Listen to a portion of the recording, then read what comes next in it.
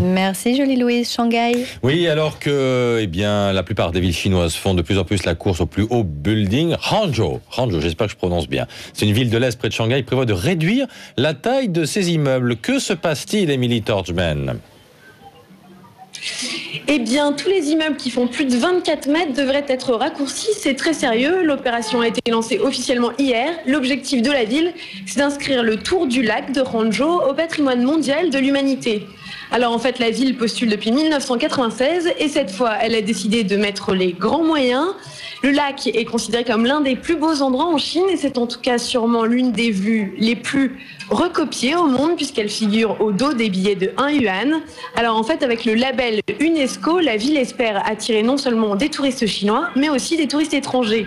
Le projet, qui devrait finir en avril, va coûter quelques 4 millions d'euros. Tous les bâtiments qui entourent le lac vont devoir perdre quelques étages. C'est le cas notamment de la tour de télévision, c'est le cas aussi du Shangri-La.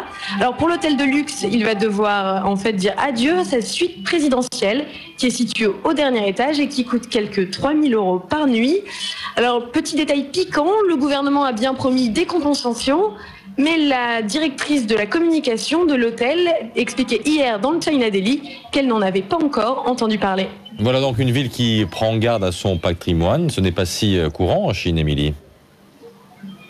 Eh bien oui, ici par exemple à Shanghai, il suffit de se promener dans la vieille ville pour se rendre compte que tout va être détruit. La plupart des maisons sont frappées du signe destruction, Chai en chinois. Pékin avait rasé une grande partie de son centre-ville en prévision des JO.